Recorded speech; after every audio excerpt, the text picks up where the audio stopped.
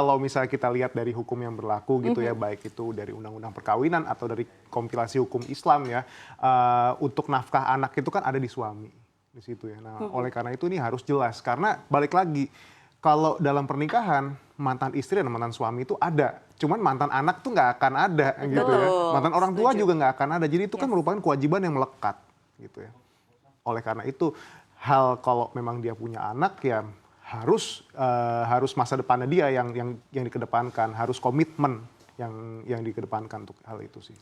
Baik, tapi kalau misalkan kita lihat begitu ya, ini kan kebutuhan juga nggak cuma sekedar oke saya yang ngurus anak, tapi si pihak suami juga fokus ke urusan anak. Tapi kan kita juga ada kehidupan lain-lain ya begitu ya. Itu gimana sih? Apakah memang perlu diperhitungkan atau bagaimana? Apa tergantung si suami nih? Apakah memang suaminya pede dengan finansialnya dia? Oke, ya udah saya take care semuanya atau bagaimana? Ya sebetulnya hal kayak gini kan ada keputusan pengadilan juga ya ketika nanti ketika ada misalnya gugatan cerai dari suami gitu ya, ada talak, lalu istri juga bisa melakukan gugatan untuk nafkah anak itu sendiri. Nah jumlahnya berapa, nah itu kan akan diputus sama ketua pengadilan juga pastinya. Nah dan pastinya keputusan itu akan mempertimbangkan aspek-aspek finansial dari si suami juga sebagai yang nanti akan menanggung biaya hidup si anaknya itu sendiri. Misalnya memang gajinya dia 10 juta dari slip gajinya gitu ya. Dan istrinya nagih sampai 30 juta, kan sudah nggak make sense di situ. Biasanya dari gugatannya berapa nanti akan dikabulkan berapa persen, dan itu juga nggak akan 100%. Misalnya gaji suami 10 juta, 100%-nya bakal dikasihkan, nggak mungkin juga. Pasti hakim akan memutuskan kurang lebih 40 atau 50% misalnya gitu ya. Jadi yang untuk si suami juga ada.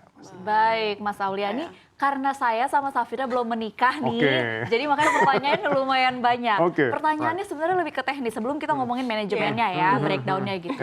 Tapi sebenarnya itu kan harus tetap ada komunikasi. Betul. Sedangkan cinta sudah hilang. Nah, gitu. itu dia. Ini sebenarnya komunikasi yang tepat itu kapan sih Mas antara calon mantan suami dan calon mantan istri begitu? Gimana cara komunikasi ngomongin soal uang? Karena ini kan harus dibicarain.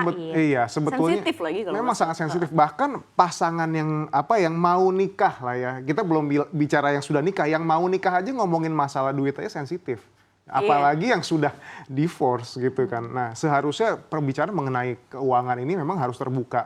Baik itu sebelum ya, ketika sudah nikah, dan kalau memang sudah terjadi perceraian. Karena balik lagi, apalagi kalau sudah punya anak, ya anak itu kan sudah nggak mungkin ada yang namanya bekas anak di situ kan. Mau nggak mau, suka nggak suka, komunikasi harus terjalin. Karena disitulah komitmen orang tua ya yang kita bisa lihat. Kalau memang dia ngemplang segala macam ya ada sanksinya pastinya. Iya, betul sekali. Oke, berarti prioritasnya memang tetap anak dulu. Anak Makanya dulu. bahkan pasangan yang sudah berkonflik harus tetap berkomunikasi, apalagi bicara soal kepentingan anak. Betul ya? Betul. Oke, kalau gitu mungkin boleh sedikit bocoran manajemen atau breakdown-nya, cara mengatur ataupun membagi keuangan pasca perceraian. Oke, pertama adalah kita harus tahu dulu kebutuhan kita tuh berapa. Dan di masa depan tuh seperti apa. Saya kemarin nonton film di salah satu ini ya streaming ya, judulnya Mrs. Setterji. Walaupun ini takutnya spoiler, cuman di sini ada apa ya?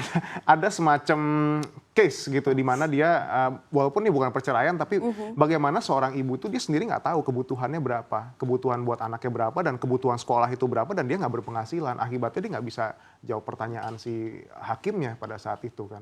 Nah, kita harus tahu kebutuhan kita tuh berapa sih, untuk sebulannya berapa, setahun berapa, dan di masa depan berapa. Kalau kita sudah tahu, dari situ kita bisa melakukan penyesuaian dari pemasukan kita berapa dan pengeluarannya berapa.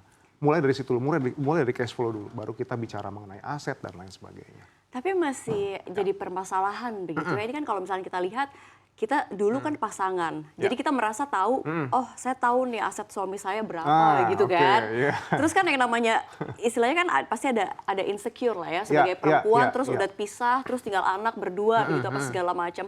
Ini kalau misalkan di mata hukum begitu ya, kayak bisa nggak sih kalau misalnya kita kayak memang meminta kewajiban itu kayak melebihi dari apa yang bukan dianjurkan, maksudnya apa yang ini hitung-hitungan si ya. perempuan biasanya akan melebihi dari hitung-hitungan yang menurutnya nggak segini kok hitungannya. Ini bagaimana ya kalau misalnya kita kalau misalnya kita balik lagi itu kan namanya gugatan kan. Gugatannya belum tentu akan dikabulkan sama ketua pengadilan di situ ya. Nanti akan ditinjau lagi, akan dikaji lagi. Walaupun ditalak ya perempuan ya. Walaupun begitu, nanti akan dikaji lagi kira-kira berapa persen yang memang bisa diberikan per bulan itu. Dan pastinya itu juga nggak melulu hanya dari slip gaji ya. Kalau dia misalnya dia pengusaha mungkin bisa dari laporan pajak. Kalau musisi? Nah itu dia. Tidak bisa di... Pajak kan bisa, laporan pajak kan bisa gimana? juga. Laporan pajak kan juga pasti bisa ya di situ. Atau enggak ya dari tagihan-tagihan manajemennya kan kelihatan. Setahun itu dia dapat berapa. Jadi kira-kira kalau dirata-ratakan sebulan dia bisa ngasih berapa ke si istrinya dan untuk menghidupi anak-anaknya juga. Pasti akan dikaji juga dengan... Baik, ini kita masuk ke case ya, karena ini kan salah satu yang menginspirasi dialog pada hari ini adalah musisi Virgon dan juga Desta, aktor Desta begitu kan. Nah kalau kita lihat salah satu kasusnya di mana ini mantan istrinya Virgon yakni Inara Rusli akhirnya kembali bekerja lewat media sosialnya begitu, lewat fame-nya yang ada, akhirnya dia kembali bekerja bahkan sampai melepas cadarnya begitu ya. Di mana alasannya adalah untuk kembali bekerja. Gimana nih ngelihat case seperti ini, Mas Aulia? Kalau dari musisi yang itu ya, kemarin kan sebetulnya pertama kali gugatannya kan dia nggak minta hak asuh anak kan, dan dia tetap akan memberikan uang 40 juta ya ke istrinya. Terus tiba-tiba gugatannya dicabut. Anak ketiga ya? Ya, anak ketiga. Gugatannya dicabut, habis itu dia ngegugat baru dengan gugatan barunya anaknya mau diambil kan di situ kan. Nah, di sini kan mungkin ada semacam perasaan insecure mungkin dari istri, jangan-jangan nanti kalau misalnya hak asuhnya dia menangkan semuanya, jadi ya otomatis dia yang membiayai di situ kan, dia yang membiayai si ini. So si perempuan itu harus mandiri, dan memang menurut saya gini sih, kalau yang namanya walaupun sudah ada yang namanya keputusan gitu ya kan, ngemplang itu kan wajar, walaupun kalau misalnya hak asuhnya di bapak ya udah dia yang tanggung jawab gitu. Nah, sebagai orang tuanya juga, orang tua si anak itu sendiri yang memang dia punya tanggung jawab buat anaknya di masa depan, nggak boleh nggak mandiri. Jadi perempuan juga harus mandiri pastinya.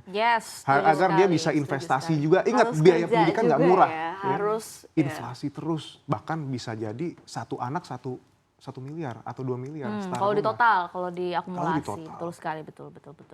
Nah kalau kita lihat ini salah satu yang biasanya menjadi masalah pasca perceraian adalah hutang. Hutang. Yes, gimana sih Mas kalau dilihat dari aturan di Indonesia? Sebetulnya gini ya, kalau misalnya dia nggak punya prenup atau perjanjian pranikah, utang tanggung bareng jadinya. Kalau terjadi perceraian, otomatis hartanya dia kan akan bersatu juga, percampuran harta yang dia dapat ketika dia menikah ya. Ya harus ditotal semua, itu akan dikurangi dengan utang tertunggaknya dia berapa, baru sisanya dibagi. Idealnya seperti itu. Itu. Ini sebelum kita yang belum married ya, tapi walaupun memang kalau kita lihat prenup ini kayak masih agak tabu gitu ya, masih agak sensitif di sebagian kalangan gitu. Tapi kalau bagi kita yang belum married, saya sih setuju prenup. Karena kalau kita berada misalkan calon suami saya pengusaha apa segala macam, kita tuh dihindarkan dari beban-beban yang ada begitu ya, dan memang kita bisa mengamankan aset kita sendiri gitu. Apalagi kalau misalkan kita beli aset dengan atas nama kita, itu bisa dipisahkan dengan si aset suami kalau memang di kemudian hari terjadi masalah di ini. Kalau Anda seperti apa? Ya setuju sih sama Safira, saya juga tim yang pro prenup, apalagi kasusnya real loh di depan mata kita gitu kan. Nah mungkin Mas Aulia boleh dijabarkan nih kalau berkaitan dengan pembagian harta. Ini seperti apa sih kalau diatur di Indonesia sendiri? Pembagian harta gono gini maksudnya? Yes. Ya simpelnya dibagi 2 aja sebetulnya. Ya, dibagi 2 dari total harta bersama yang sudah didapat, dibagi 2 clear di situ. Cuman kan permasalahannya harta itu kan banyak ya. Nggak cuman tabungan, ada yang namanya rumah. Nah, itu lebih rumit lagi ya. Apartemen, saham. Repot. Nah, kalau dia pengusaha, tadi kita sedikit nyinggung ini ya, yang tadi Safira bilang ya, nikah sama pengusaha. Ketika nggak ada prenup, si pengusaha itu mau jual saham, maka istrinya harus dimintain persetujuan. Harus tanda tangan juga. Harus tanda tangan juga. Repot di situ kalau memang dia nggak ada prenup untuk pengalihan saham. Karena kenapa? Karena sahamnya jadi harta bersama. Sama kayak kasusnya, saya sebut lagi satu artis juga nih ya. Boleh, silakan. Sebetulnya orang tuanya artis lah ya, sama ya mertuanya juga. Boleh dia di-mention? Ya, Gideon Tanker. Di situ ya. Waktu itu sempat ada gugatan mengenai harta gono gini juga kan, yang waktu dulu sudah lama sekali gitu. Nah, cuma masalahannya adalah yang rumah produksi itu didirikan ketika dia dia sudah menikah, ya kalau emang dia nggak punya prenup ya itu masuk harta gonogini di situ, jadinya harta bersama. Itu diatur ya Mas ya di hukum begitu? Iya diatur. Kalau kita sudah membuat perjanjian pisah harta, ya tandanya Itu kita memang terpisah utang dengan ini. Lantas bagaimana kalau misalnya pasangan dia udah nikah duluan, tapi dia nggak punya perjanjian pranikah, terus dia baru nyadar. Ternyata bisa dong. Ternyata bisa. Nah kita bisa bikin namanya postnap. Perjanjian pasca nikah. Setelah. Jadi kalau nonton ada salah satu sinetron lah tuh yang waktu dulu 2022 tuh yang menguras emosi banget tuh yang tentang perselingkuhan itu. Kan terakhir si suaminya dikasih perjanjian sama istri. Kalau kamu tinggalkan perempuan ini atau sama saya tapi tanda tangan perjanjian ini. Nah itu yang namanya postnap. Oh, ada juga ya yang rumit ya. Kompleks sekali begitu. Rumit, menguras emosi tapi menarik gitu. Menarik. Ada nggak sih Mas Aulia tips-tips untuk berhemat pasca pernikahan? Meskipun kedengarannya sedih ya berhemat pasca pernikahan, tapi ada nggak sih? Oke, pastinya gini sih ya, ketika baiknya gini, walaupun kita terima yang namanya tunjangan pasca perceraian gitu ya, atau nafkah dari si suami itu sendiri, lebih baik kita buat visualisasi seolah income kita emang sesuai dengan gaji kita sekarang. Jadi kita mau nggak mau kita sesuaikan semua kemampuan itu sesuai dengan apa yang kita dapat. Nah yang tadi itu untuk bonus aja, untuk tambah-tambahan di situ. Nah dari sana kita akan terpacu untuk cari income lebih banyak lagi. Habis itu mengurangi pengeluaran yang sifatnya cuma keinginan atau nggak penting dan kita bisa fokus buat masa depan anak.